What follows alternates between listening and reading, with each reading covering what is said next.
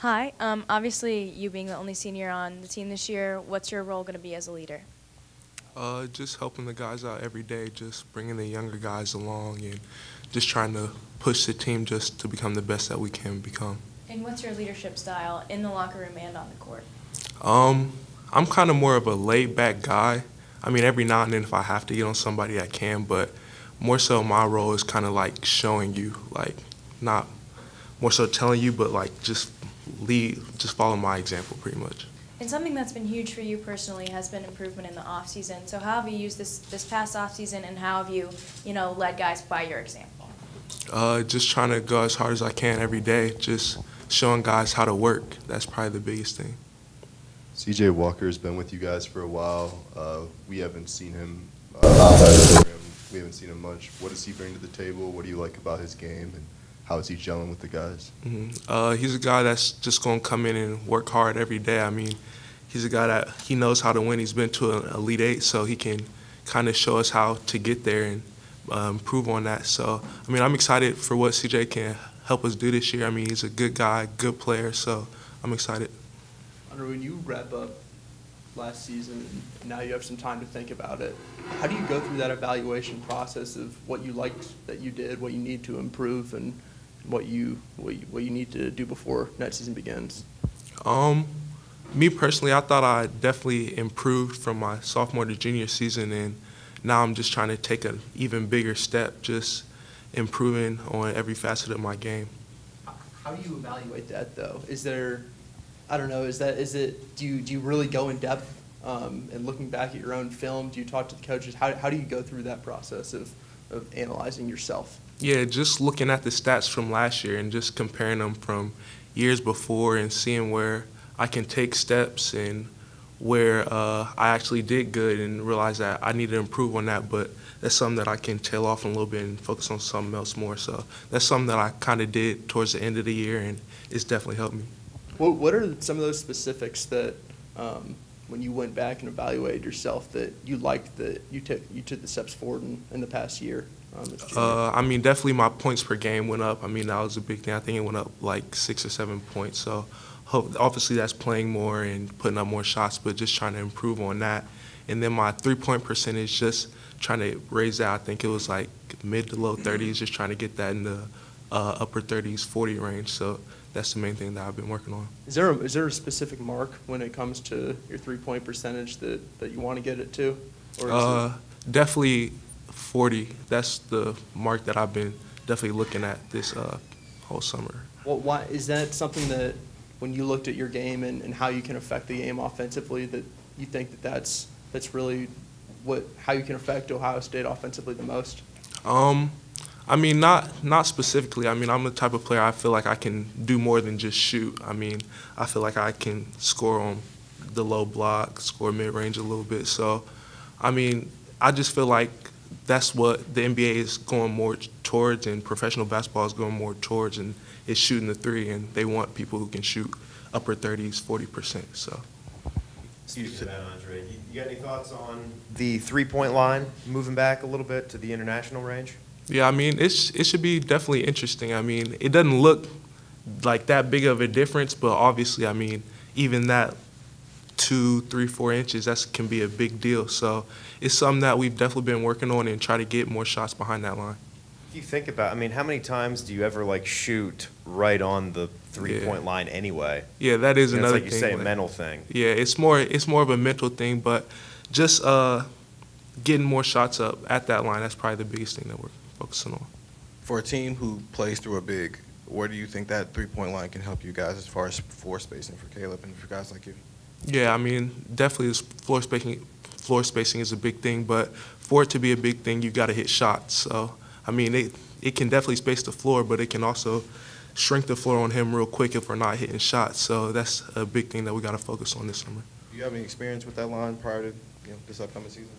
Not really. I mean, we played in Spain this past summer, so we got a little accustomed to it, but it wasn't much.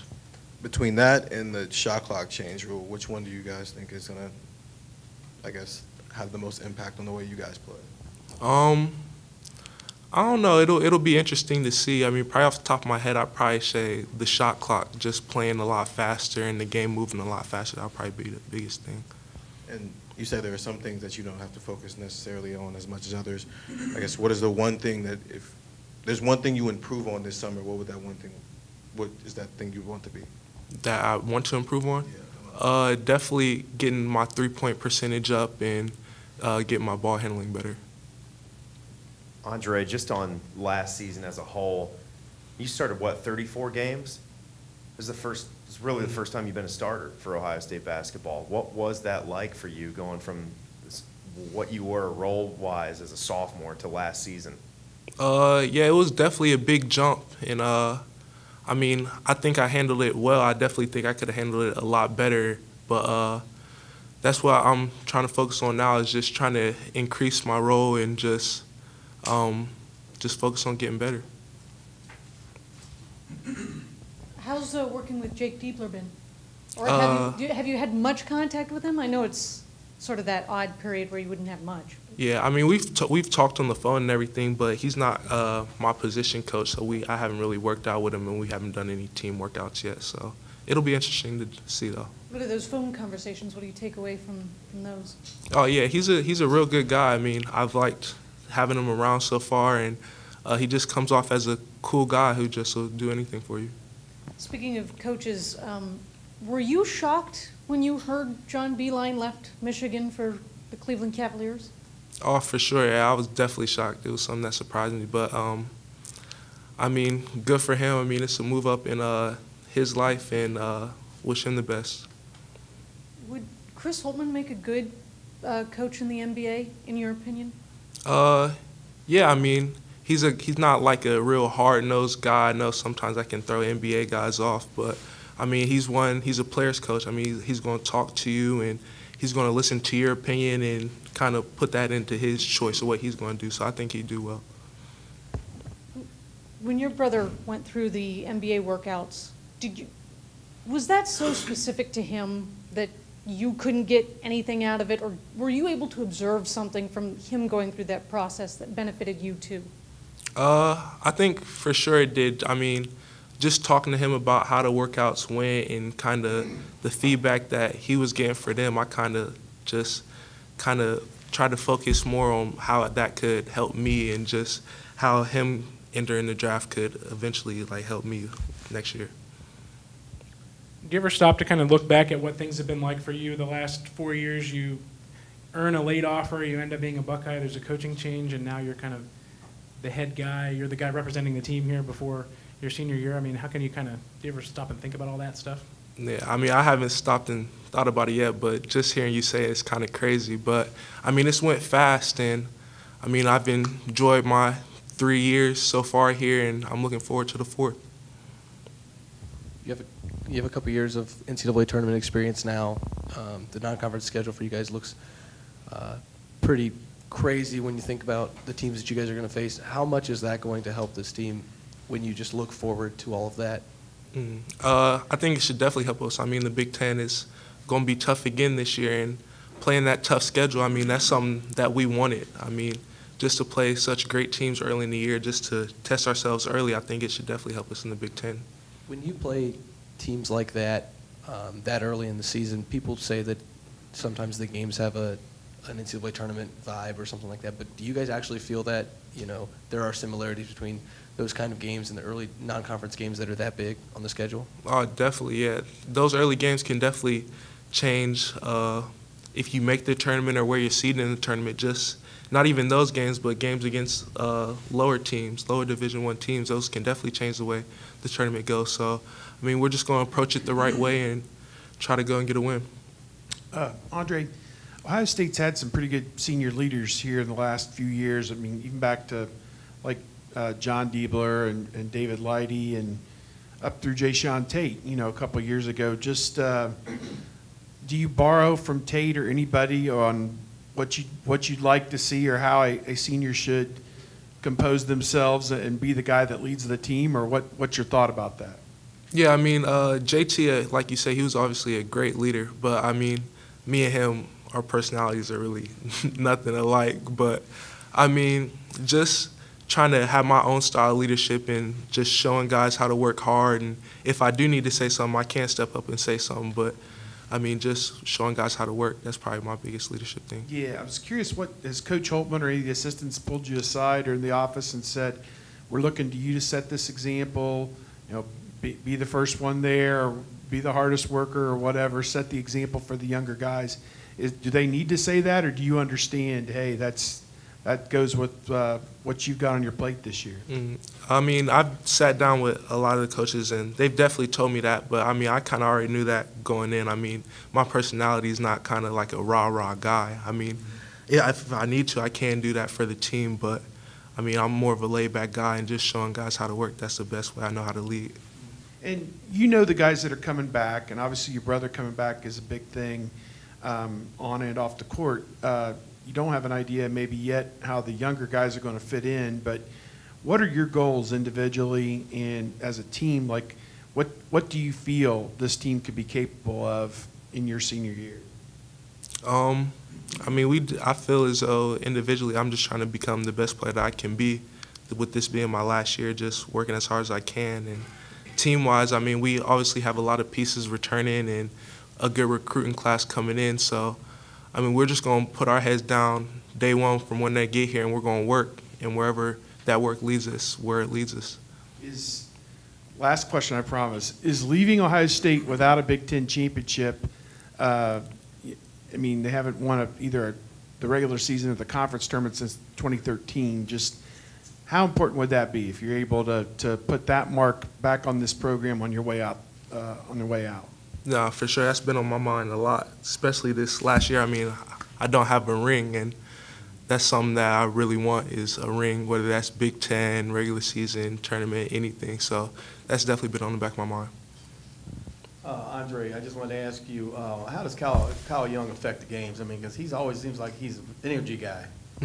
Yeah, no, Kyle brings a lot of energy to the game just with his athleticism and his willingness to do whatever it takes to help the team win. I mean, it's something that we really need, and that's why we love KY. And last question from me, how's it been for you to play at home? A lot of players don't get a chance.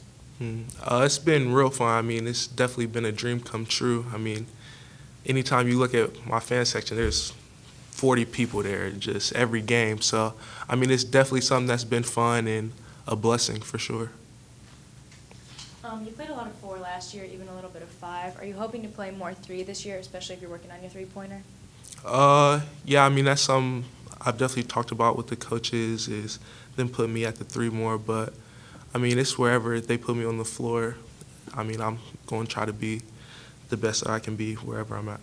And you said you've been working on your ball handling and playmaking skills. What in particular have you been doing in order to improve in that regard? Just a lot more ball handling drills and working on try to use 2 balls and keeping my head up while using 2 balls and just kind of going through film from last year and kind of looking at the reads that I should have made different or things that I could have done better. So those things.